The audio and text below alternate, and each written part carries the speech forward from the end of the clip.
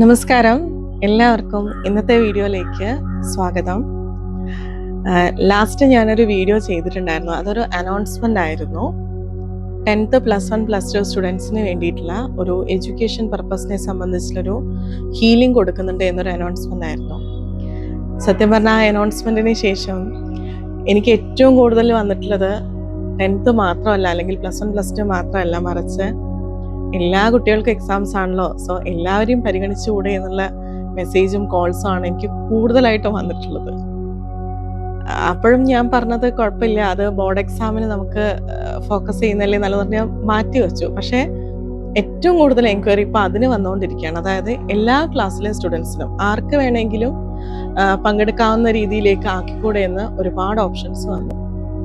So നമ്മുടെ healing start ചെയ്യാൻ ഉദ്ദേശിച്ചത്, അതായത് ഗ്രൂപ്പ് ഹീലിംഗ് ആണ്.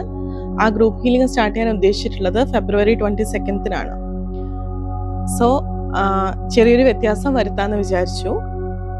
10th +1 +2 മാത്രമല്ല, എക്സാംസ് എഴുതുന്ന, അതായത് പരീക്ഷ പേടിയുള്ള കുട്ടികൾക്ക്, അല്ലെങ്കിൽ കോൺസെൻട്രേഷൻ ബുദ്ധിമുട്ടുള്ളവർക്ക്, അതുപോലെ മെമ്മറി പവർ കുറവായ കുട്ടികൾക്കൊക്കെ വേണ്ടിയിട്ട് എല്ലാവരെയും പരിഗണിച്ചിട്ട് പരീക്ഷ നല്ല രീതിയിൽ എഴുതാനും എഡ്യൂക്കേഷൻ ആ ഒരു മേഖലയിൽ അവർക്ക് നല്ല രീതിയിൽ മുന്നോട്ട് പോകാനും വേണ്ടിയിട്ടുള്ള ഒരു 1 വീക്ക് ഹീലിംഗ് കൊടുക്കാമെന്ന് വിചാരിക്കുകയാണ്.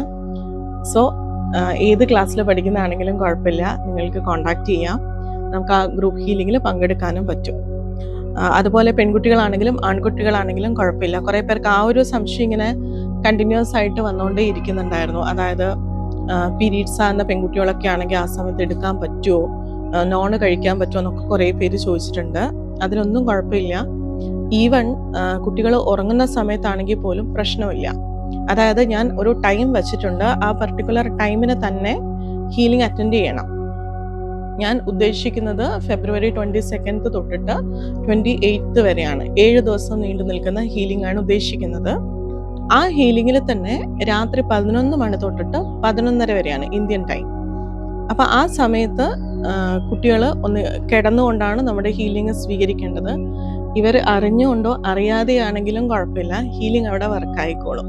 അപ്പം ചില കുട്ടികൾക്ക് ഹീലിംഗ് കൊടുക്കുകയാണെന്നൊക്കെ പറയുമ്പം, ഇപ്പം കുഞ്ഞു ക്ലാസ്സിലെ കുട്ടികളൊക്കെ ആണെങ്കിൽ അവർക്ക് അറിയില്ലല്ലോ. 7th-ലെയും 8th-ലെയും ഒക്കെ എൻക്വയറി വന്നിട്ടുണ്ട്.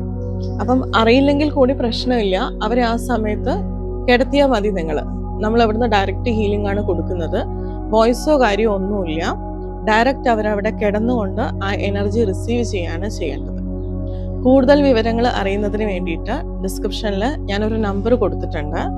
ആ നമ്പറിൽ നിങ്ങൾക്ക് കോൺടാക്റ്റ് ചെയ്ത് കഴിഞ്ഞാൽ കൂടുതൽ വിവരങ്ങൾ അറിയാൻ പറ്റും.